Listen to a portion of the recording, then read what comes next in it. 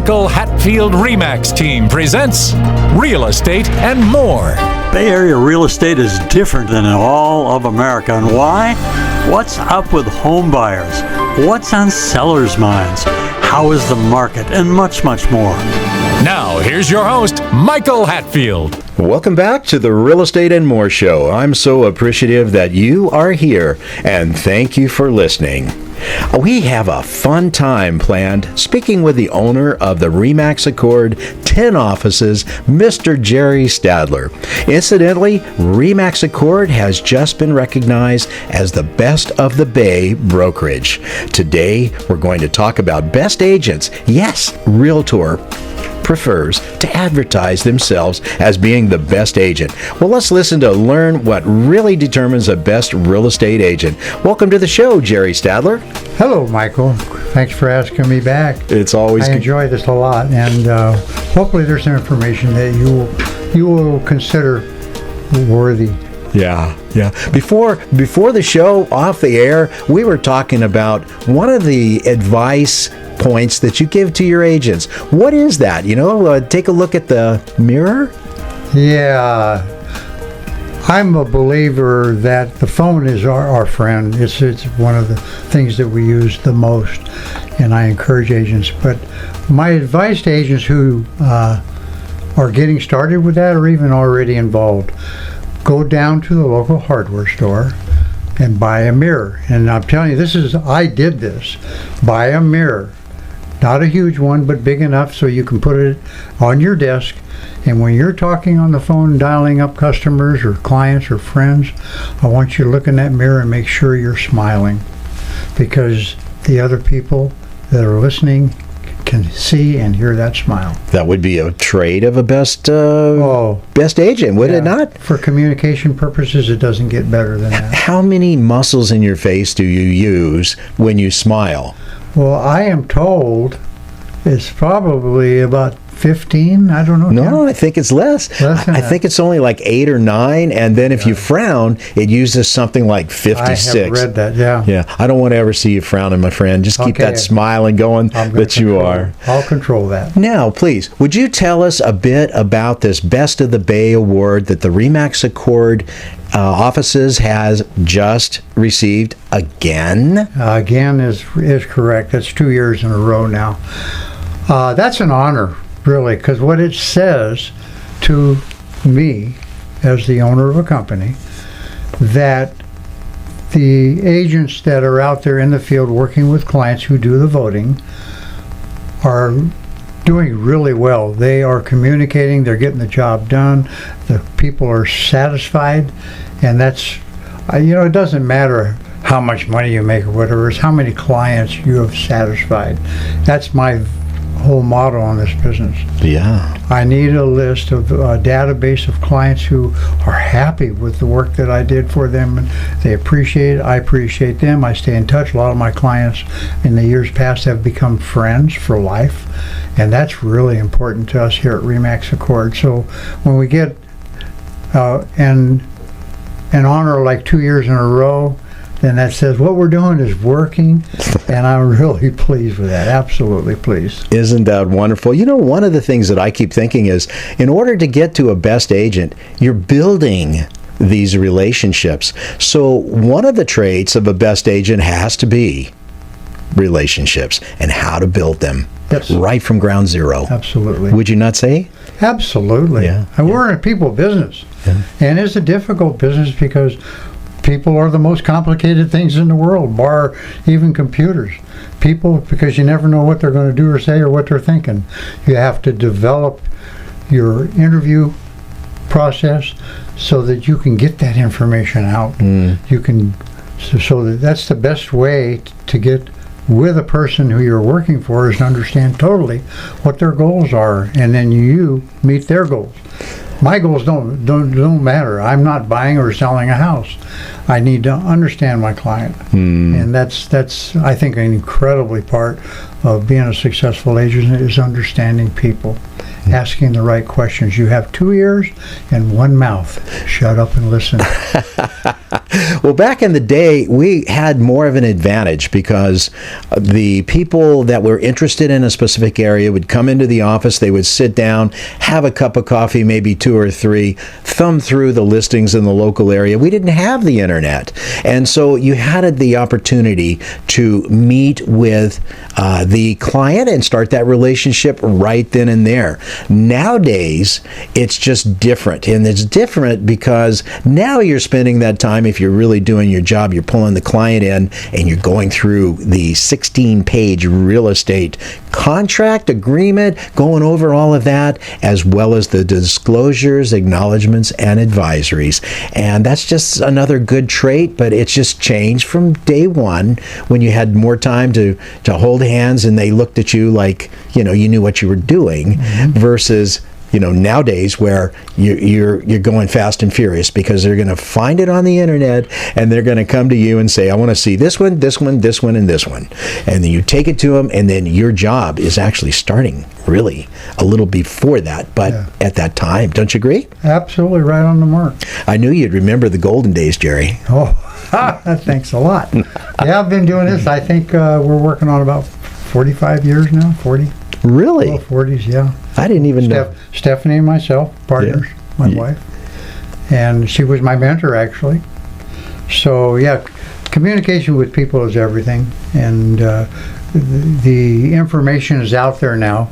Yes, they took that privilege away from us. The internet did. And that's okay. We just had to learn a different way to do it.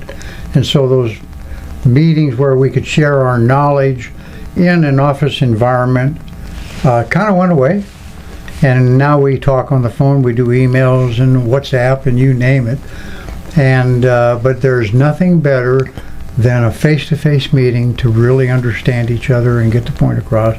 Your telephone is your next best bet. The emails and that, they're great, and getting information out there, but you don't really pick up the real true feeling of a client if you can't really see them. The flavor. And the information is great, no question about it. Sometimes I think it's coming at us in bandwidths that are hard to really stay with. Bill Gates said it years ago, and he says, what's the future look like? And he said, information at speed of light. That's what you're looking at. And was he ever correct? Yes. Everybody knows everything, and that's what, worldwide now. Yeah. Everybody knows what everybody's doing. Well, they think they know. Well, they think they know. Just as a comment, I see as a real estate agent constantly, I see a lot of information out there that's inaccurate, that is outdated, unedited. It has been slanted in a certain way. So that's when we use that time when we first meet the client, bring them in. Let's talk about how this process works, how the contract works. And it's a little bit different from the days ago that were one-page letter size, legal size contract called a deposit receipt. It's a lot different now, 16 pages and all of the disclosures and advisories. I like to sit them down and say, this is real. This is, you're not going to like what I tell you, but listen to what I tell you because we have that heartfelt desire to help you. Mm-hmm. Do you not agree? I absolutely agree. I'm a very visual person, and I assume that everybody around me is the same. I know sometimes you'll talk to, I look at professions like, is an engineer going to be treated differently than a person who works in a restaurant? Yes, because the mind concept of these individuals think differently. Mm. So, but yeah, having that conversation with a client where they can ask you questions, you can actually turn a paper around and point to a paragraph. So let's read that together. Fully understanding it makes the relationship so much better. Uh-huh. It really does. And well, you know how I always tend to refer to flying, because flying taught me so much as a youngster. It put a lot of my energies into thought processes, because to fly an airplane, you have to, first of all, control your own thought process to learn what you need to learn, then apply it in the most crazy office environment, the cockpit of a light airplane, and later on in a big airplane and a fast airplane. It takes a lot to do that. And I remember a fellow told me one time, I can tell if a guy can fly an airplane when I walk out to the airplane with him. Pretty interesting. And I know that when you do interviews with potential agents, that when you talk with them, you're seeing, did this person talk to me? Can she relate that she's a great person to me and make me want to do a deal with her? Do you not do that? Yes. One thing I'll be very clear about. I've been doing this for a long time. I've probably met with thousands of agents over my career. The truth of the matter is, underscored, you never know. You never know. I've seen agents that I thought would not do well rock the ship, just absolutely knock it out of the park. Other agents that I thought, oh my gosh, this is going to be a great agent, and they didn't turn out that way. It's not a personal fault of theirs or a negative. It's just this was the wrong career for them. They have a huge attribute. They just need to use it where it's more appropriate. We're going to take a short break. We'll be right back. Welcome to the Real Estate Minute with RE/MAX expert Michael Hatfield. Michael, what traits should we look for in selecting an agent? Look for a deal maker with a positive attitude who will work tirelessly for you. An agent who is adept in multiple offer situations, drafting contracts, marketing and advertising a client's home, is familiar with multiple cultures, experienced in mortgage financing, inspections, and escrow, is a huge asset to his client. What can you do as a plus for clients? Your agent is your eyes and your ears, one who works behind the scenes on your behalf, a great attitude, working well with others, and keeping clients' priorities number one is a given for us. Call 925-322-7775 now to schedule an appointment or complimentary home analysis. For excellence in real estate, call the Michael Hatfield RE/MAX team at 925-322-7775 or go to michaelhatfieldhomes.com. Now let's get back to Real Estate and More with your host, Michael Hatfield.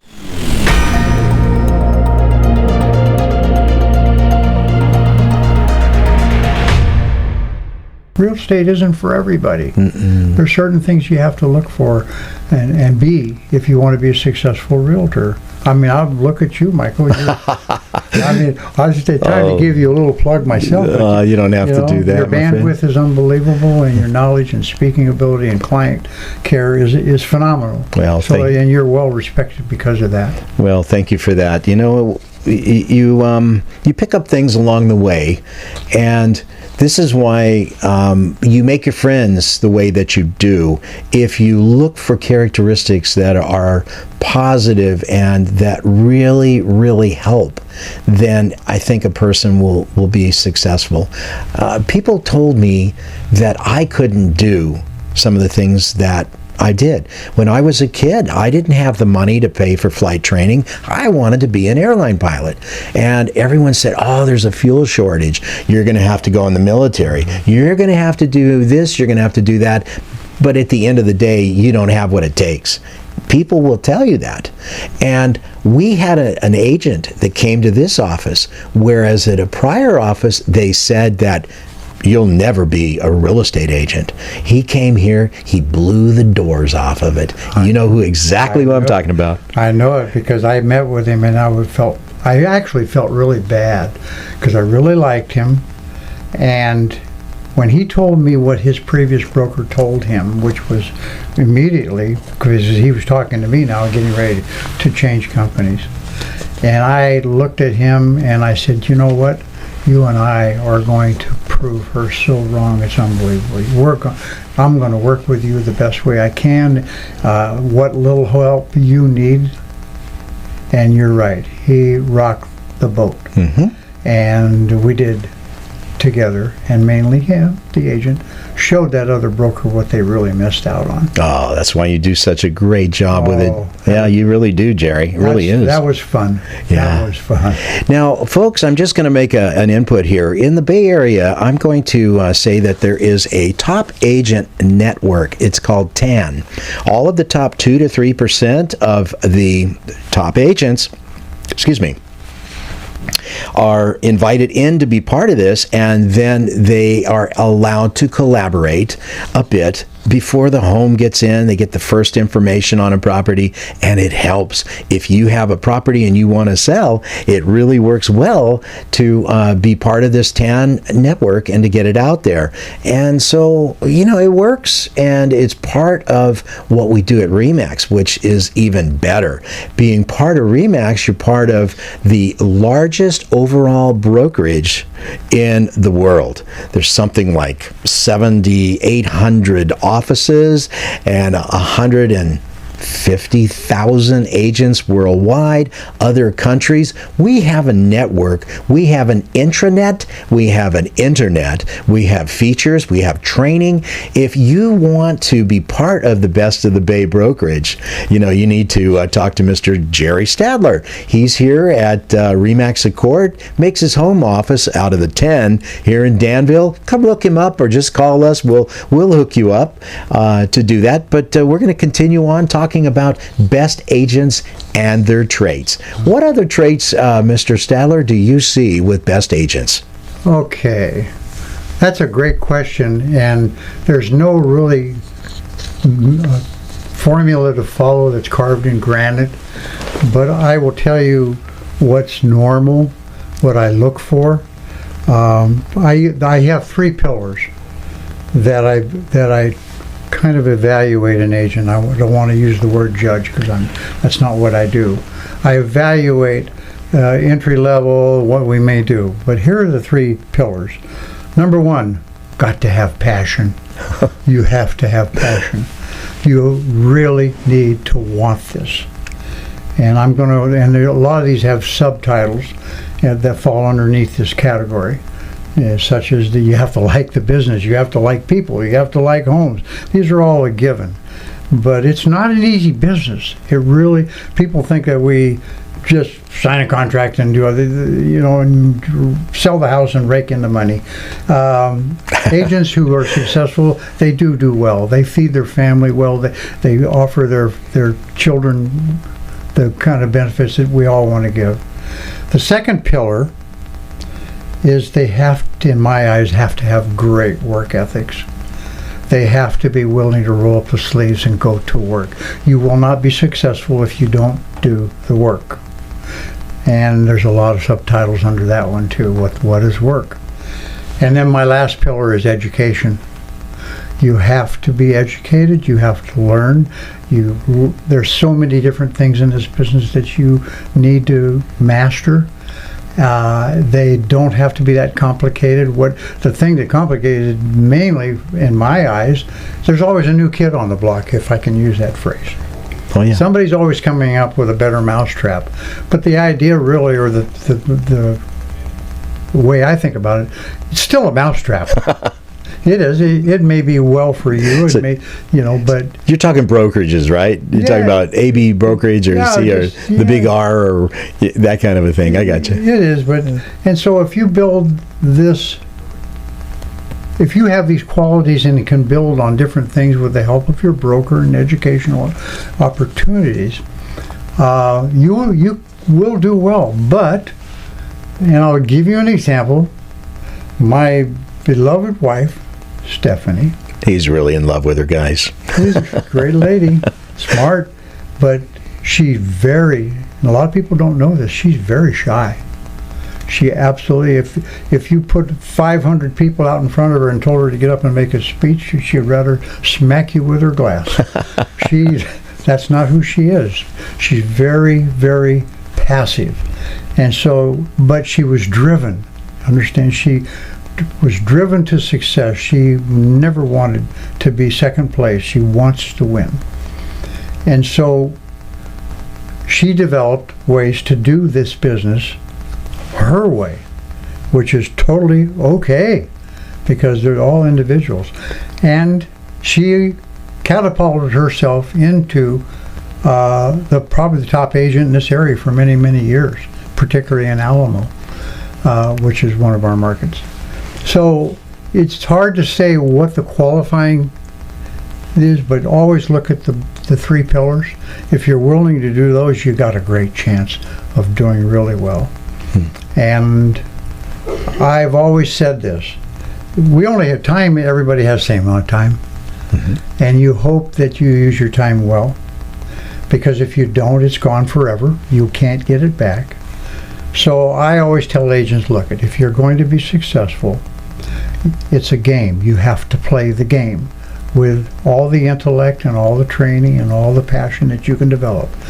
But I'm asking you one thing when you play to win. There's no second place in this business. You either win or you don't. And the real top agents out there, they figured it out. They know how to win.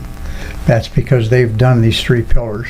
They have catapulted themselves into respect and admiration about their business, not who they are. Their clients are the most important people to them. Okay. That's why they do well, because the clients really respect and trust them. You know, almost to a T, Nancy and I, we have them as clients, and I said, I'm sorry, by the time we get done with this, we're going to be friends. And you can expect that. And they kind of, a little bit restrained in their response to it, especially the younger generation. And then we do. Then we become friends after it. And they call for this. What do you think about that? Where do I find a painter? Where do I do this? You become part and ingrained in the life of your new friends, which are your clients. I think going back to the business side of things, with a real estate agent, as I think about it, once they have practiced it for a while, it's a practice, because when you get a license, that license it's very minimal. It does not prepare you for what you have to do out on the street, so to speak. Absolutely. So once you've been an experienced agent for some time, then there's another whole level on top of that. That one is where you become a marketing company. You become a marketing company to help the people and to provide more for them in a way that someone else isn't doing it. That's correct. There's opportunities left and right out there for agents who think they're doing a good job or don't care whether they're doing a good job or not. So there's opportunities out there. I tell agents, once you're licensed, and they say, where do I get my clients? And I said, from this day forward, everybody walking in front of you, behind you, on the phone, in their car, they're all potential clients. Every one of them. Don't let anything.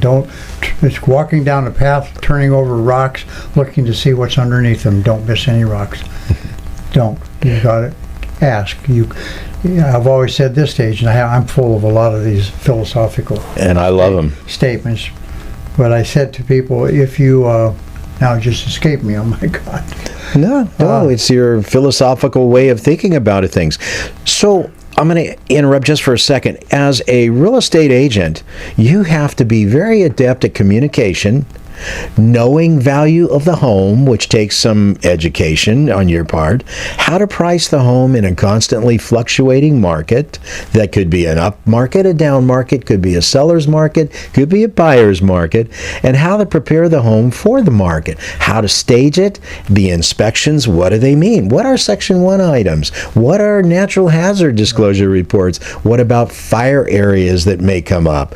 Insurance in California. Marketing and advertising plan, how to get their property out in front of the greatest number of prospective buyers. Wow. How to show the home, how to negotiate with the other side on a sale, how to close that sale. I have a really good friend that is a real good closer. He's been in commercial real estate for a long time, and he's always critiquing me if he hears what I'm doing with a client, how to close the deal. Dealing with offers, shepherding through the escrow to the other side, and all of the other things that go with it. What about legal stuff? Do you remember that guy Marvin Starr, Jerry? Oh, Marvin and I were friends. Yeah. Total respect for Marvin. Oh my gosh, what a great guy. He was a great guy. Absolutely. You know, my mother was a real estate agent out in West County. I grew up in San Pablo, of all places. And she would go to the Board of Realtors marketing meetings or meetings that they'd have, and Marvin Starr would be talking. Now, just to let our viewers know and our listeners know, Marvin Starr actually founded Miller Starr and Regalia. Correct. And you find his name everywhere in the real estate code. And when I say real estate code, I'm talking about real estate law. And incidentally, that law was actually written over the last several decades. Marvin Starr had a lot of participation in doing that. But you got to know the laws, and not only do you have to deal with real estate law, but you also have to deal with the civil code, which is part of it. And so, kind of an interesting thing. I just wondered if you remembered him. Absolutely. I had the greatest respect for him. We actually got a chance to spend some time with him when we went to Hawaii once. And he actually did a little legal seminar for us there. Interesting man, and of course he passed away several years ago, but he certainly didn't lighten up on the legacy. It's fantastic. Mm-hmm. Would you say that it really doesn't matter what kind of a market a really best agent would be in, a seller's market or a buyer's market? He still has a job to do. Absolutely. That's what makes agents great, and that's what you can convince people that you talk to about the business. It does fluctuate. I've seen everything from soup to nuts in this real estate world. We lovingly call it a buyer's market or a seller's market. The definition or the fine-tuning of that is it's a pendulum. It swings back and forth. Years ago, it actually used to stop in the middle. It was an even market. There was a certain amount of demand, there was a certain amount of inventory, the rates were reasonable, and there was enough for everybody. You had good agents working on it. Well, I mean, we have 1.5 million agents in our national system right now. I submit to you it's probably too many. Mm-hmm. I truly believe that.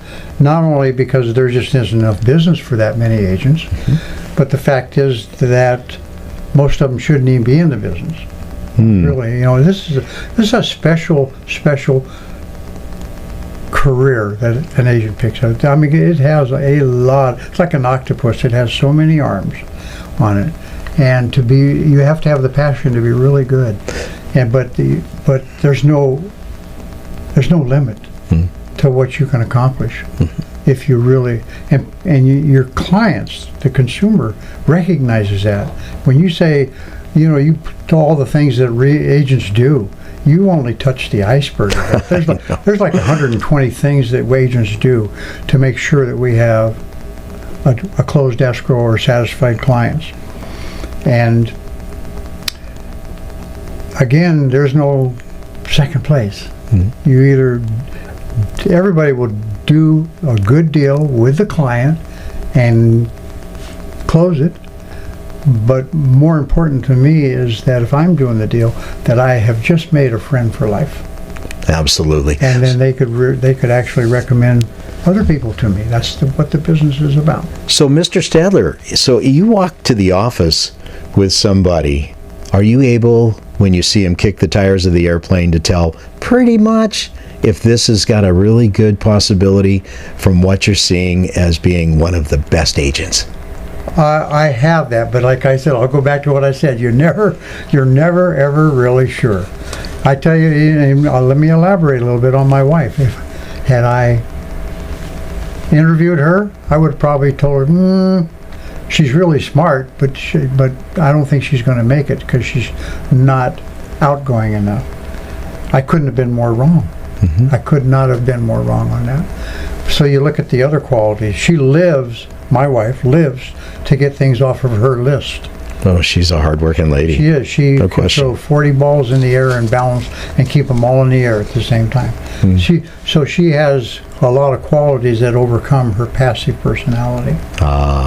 So, ladies and gentlemen, if you are interested as a real estate agent in working for the best of the Bay, RE/MAX Accord, for the second year in a row, by the way, call Mr. Jerry Stadtler. He's the guy to sit down and talk with, and he won't be too hard on you, I'm most certain.